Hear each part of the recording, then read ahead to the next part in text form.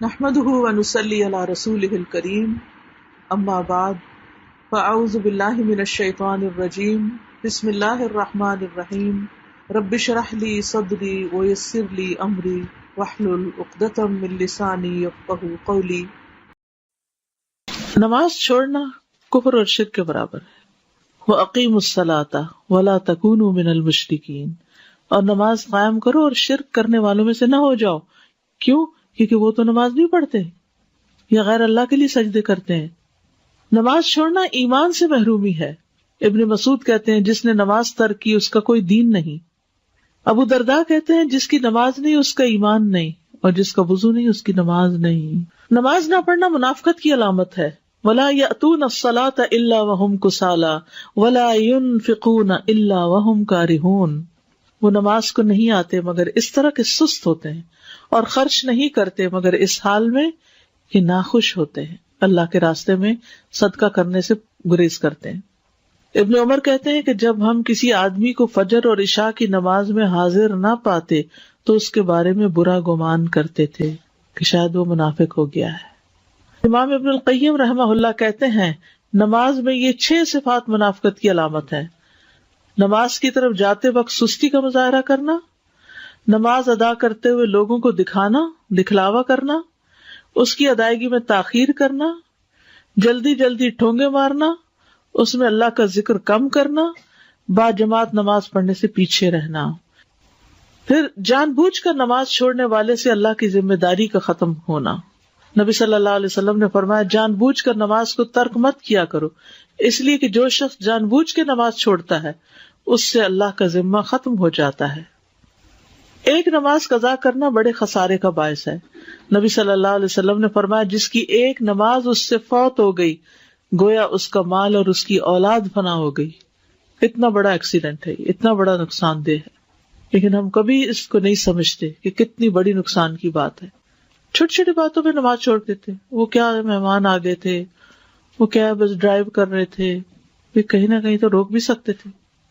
ایک نماز چھوڑنا اعمال کی بربادی کا باعث ہے۔ نبی صلی اللہ علیہ وسلم نے فرمایا جس نے نماز اثر چھوڑ دی اس کے اعمال باطل ہو گئے، حبط عملہ، یعنی نماز چھوڑنا باقی اعمال، باقی نیکیوں کو بھی ضائع کر دیتا ہے۔ کئی لوگ ہیں نا وہ یہ کہتے ہیں کہ ہم اور جو اتنے اچھے اچھے کام کرتے ہیں، ہم کسی کا دل نہیں دکھاتے، ہم صدقہ خیرات کرتے ہیں، لیکن کیا ہوا جو نماز نہیں پڑھتے؟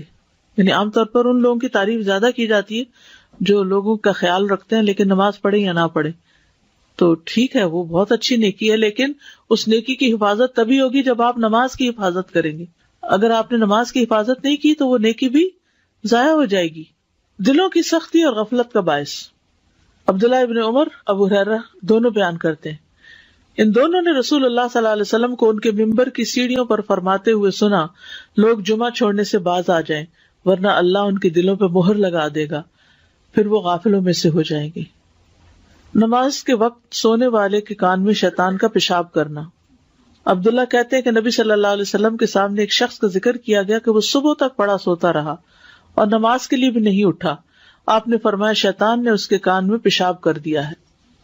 ابن تیمیہ کہتے ہیں کہ نماز کو چھوڑنے والا چور، بدکار آدمی، شراب نوشی کرنے والے اور نشہ کرنے والے سے بھی زیادہ بدتر ہے۔ بے نمازی کے لیے موت کی سختیاں، وَالْتَفَّتِ السَّاقُ بِالسَّاقِ إِلَىٰ رَبِّكَ يَوْمَئِذٍ الْمَسَاقُ فَلَا صَدَّقَ وَلَا صَلَّىٰ وَلَٰكِنْ كَذَّبَ وَتَوَلَّىٰ، اور پنڈلی پنڈلی کے ساتھ لپٹ جائے گی، یعنی جب جان کنی کا وقت آئے گا۔ اس دن تیرے رب ہی کی طرف روانگی ہے، سو نہ اس نے تصدیق کی اور نہ نماز ادا کی، لیکن اس نے جھٹلایا اور منہ پھیرا۔ پنڈلی کا پنڈلی سے جڑنا جو ہے یہ سختی کی علامت ہے۔ نماز سے غافل ہونے والے کی قبر میں سزا۔ سمرہ بن جندب کہتے ہیں کہ نبی صلی اللہ علیہ وسلم نے خواب بیان کرتے ہوئے فرمایا جس کا سر پتھر سے کچلا جا رہا تھا وہ قرآن کا حافظ تھا، مگر وہ قرآن سے غافل ہو گیا اور فرض نماز پڑھے بغیر سو جایا کرتا تھا۔ استغفر اللہ، استغفر اللہ۔ بے نمازی کا قارون، فرعون، حامان اور ابی ابن خلف کے ساتھ انجام۔